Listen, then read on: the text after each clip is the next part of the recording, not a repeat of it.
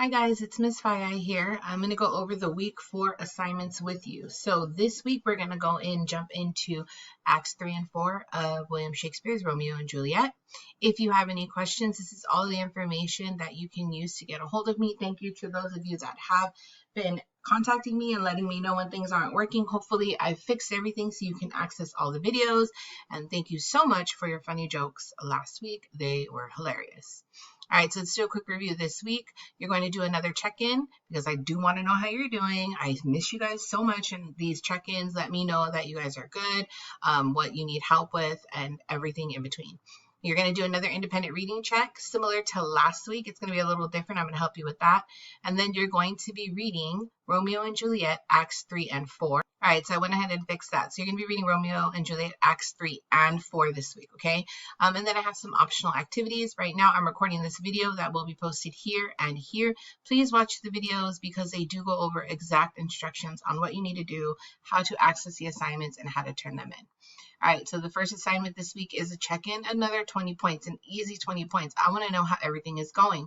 So you can access that check-in on this Google form link or on the little light bulb icon. So I'm going to go ahead and click the Google form link this week, and this is what it looks like.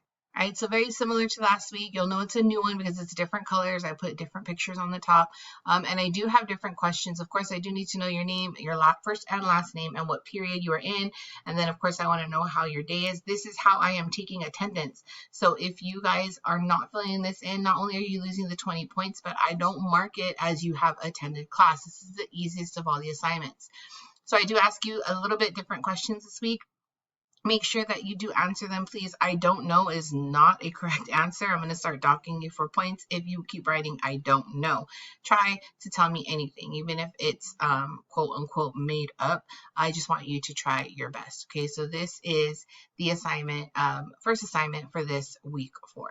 So just a reminder, once you turn this in, you automatically, when you submit your responses, I get them on like kind of a document, like an Excel document, and it lets me know that you've completed it, and then you get your 20 points for the check-in. Okay, that's the first assignment. The second assignment this week is going to be another independent reading check. It's worth 30 points. So if you didn't do last week's independent reading check, you probably have to do that. Well, you will have to do last week's in order to do this week's. Aha, that's the trick. So this week for your independent reading check, I want you to visit last week's Flipgrid. Yeah, last week's Flipgrid. So if you didn't do last week, you're going to have to do that first and then do this week. So you will get both points if you do it correctly. So visit last week's Flipgrid and reply to one of your peers. So you want to reply to your peers who posted. I did post as well, and I'll show you that in a minute. So when you reply to them, you're going to share one thing that you enjoyed about their post and how your books are either similar or different. And I gave you these following sentence starters. So use the following sentence frames to formulate your response. So hi, peer's name, whoever you're responding to, one thing that I enjoyed about your response was, and then tell them something that you enjoyed about reading from or about their passage that they shared, or something that they said. And then finally, our texts are similar or different because. Okay, so let's take a look at that. I'm going to go ahead and copy this, and I recommend you do this too. So I'm going to copy these sentence phrases because I'm going to use them to post a response. So in order to access last week's Flipgrid, you're going to click either here where it says visit last week's Flipgrid, or you can visit the little icon over here. And I'm going to go ahead and click on that.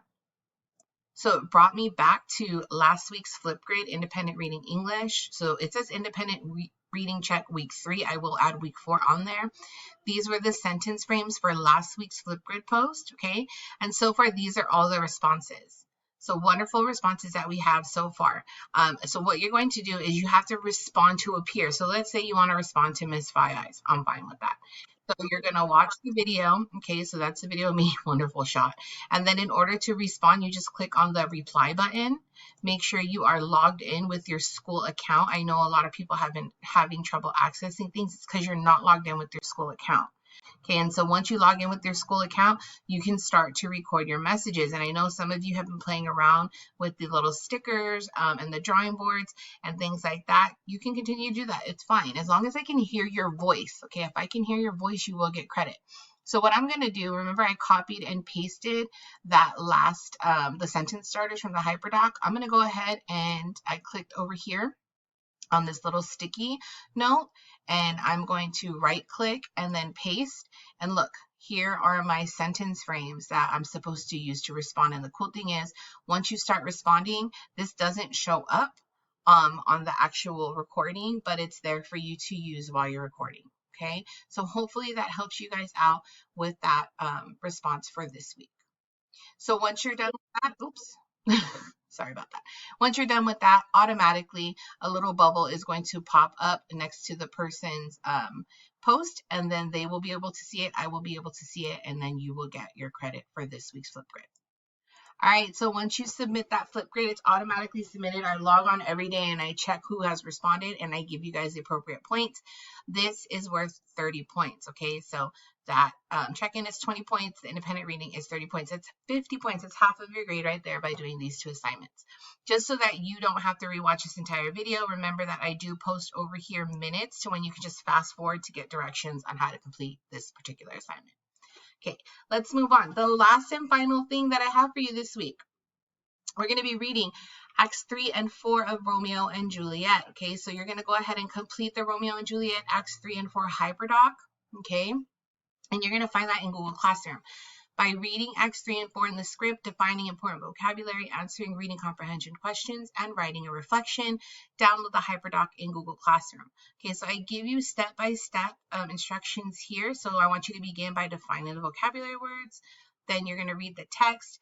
I read the abridged version of the text if you want to read with me, okay, meaning you just have to literally play the videos and read with me and listen to me, and I give you hint answers to the questions that you have for the next part, because after you're done with that, you're going to answer the reading comprehension questions to show me what you learned. I give you sentence starters for that.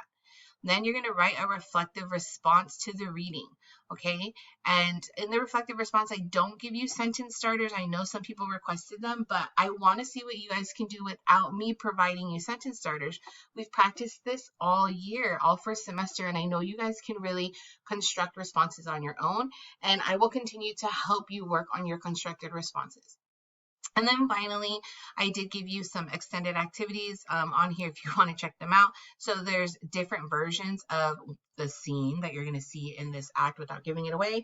And then Shakespearean insults, which are kind of funny. So if you want to see how people insulted one another back then using Old English, check out the Shakespearean insults. Again, you're going to find this HyperDoc on Google Classroom, and you're going to submit it where? In Google Classroom, okay? Submit everything in Google Classroom. I'm not accepting anything on Jupyter anymore. Everything just gets so confused. If you want to go ahead and skip to the instructions for this video, I will post the minutes right here so that you guys don't have to hear me go over all the other instructions. You can just fast forward the video right here. Let's go ahead and look at this HyperDoc. Again, you'll find it in Google Classroom. I also post a little Google icon here to remind you where you can find it from. So this is the Romeo and Juliet Acts 3 and 4. So I give you a little bit of an introduction about healthy relationships. There's also an article linked here if you want to check that out. Remember, you're going to start by defining key vocabulary words. I give you dictionary.com because dictionary.com provides you with so many different opportunities and different kinds of ways to define one word. Words sometimes have multiple meanings, so make sure you find the correct word. So this week you're going to be looking at connotation and denotation. We gave you the definition for both of those, and there's also a video you can watch to kind of help you with that. Your other 2 words are going to be exile and pardon. So you're going to definitely want to know what those 2 words are because they're going to happen in Acts 3 and 4 this week. So once you've defined these vocabulary words, you're going to go ahead and start with the reading. So you can definitely read the abridged version, which is the shortened version that we've done for you. Okay, this is the one that I do record myself reading with you guys. Or if you want to read on your own and read the more modern day interpretation, you can definitely check out the No Fear Shakespeare version. Again, if you want to hear me, it is me, hear someone read it with you, you can click on Act 3. There's a YouTube video here, and Act 4, a different one. I had to separate the videos. Act 3 is a little bit longer. But Act 4 is a lot shorter. And there's the best way I can explain it. These are the most dramatic and drama-filled and juiciest parts of the play, in my opinion. I hope you read both Acts 3 and 4 because you are going to need to answer these reading response questions, but they're so good. And most students really like Act 3 and Act 4. So these are the questions. Question number 1, reading comprehension question. In Act 3, Scene 5, why does Juliet upset her father? Question 2, in Act 4, Scene 1, what does Juliet threaten to do? And then finally, in Act 4, Scene 3 and 5, what are 3 things that Juliet worries about if she takes the vial? A vial is kind of, it's not kind of, it's a potion.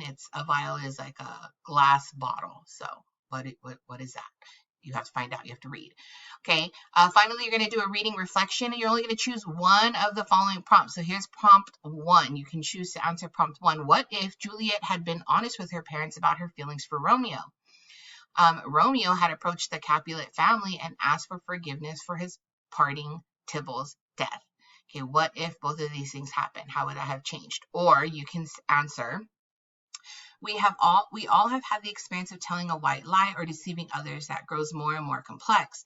Juliet and Romeo's white lies have resulted in tragic accidents. Tell an experience in your life when a white lie has become so complex and hurtful to others. What did you learn from the experience? So choose one of these 2 prompts, answer it below. You do not have sentence starters because I expect you can do this on your own. I know you can, so just try your best. Again, at the bottom, if you want to see Juliet drinking the quote-unquote poison, then you can watch the different videos here. And then we also have an insult generator. If you want to know how to insult people in Old English, check that out. All right. So that was the assignment for this week for Romeo and Juliet. It is worth 50 points. Okay, guys, 50 points. So do definitely take your time. Start this a little earlier. Give yourself time to get through this.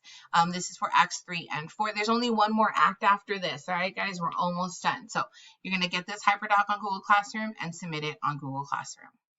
Finally, here's some other extension activities. The great debate. I don't know if you knew this, but there's a debate on whether Shakespeare actually wrote his own work. If you want to know what that debate is, watch this video here. If you are celebrating Mother's Day or you want to just show someone in your family that you love them, here is a cool origami, 2 cool origami activities, how to make a rose and how to make a heart. And then finally, if you are really into Shakespeare, and some people are, and you want to practice translating Shakespeare even more and some of his famous monologues or even phrases that he says, there's this handout here you can check out about like he does. It focuses on like a monologue from Hamlet and then just some really cool phrases he uses even in this play. And then how would you translate them into modern English? Okay, and those are not graded. This is just for you if you want to check them out. Finally, when you are done with everything that you have planned to do for this week, even if you didn't do everything, but you're like, I'm cool, I did some of it, turn in the HyperDoc on Google Classroom. Once the HyperDoc is submitted in Google Classroom, then I know to go in and grade everything for you, okay? But you can do this. You can do all 3 things. Really quick review. Go ahead and do that check-in right here, 20 points, guys. Go ahead and do that flip grade, independent reading, respond to a peer. 30 points. And then finally read Acts 3 and 4. Remember, I have videos for you where I read with you. You just have to listen to me and follow along. All right. And that is 50 points. All of this totals up to 100 points. And then when you're done, submit your HyperDoc into Google Classroom. That's all I have for you guys this week. I hope you are all well, stay safe, and make smart decisions.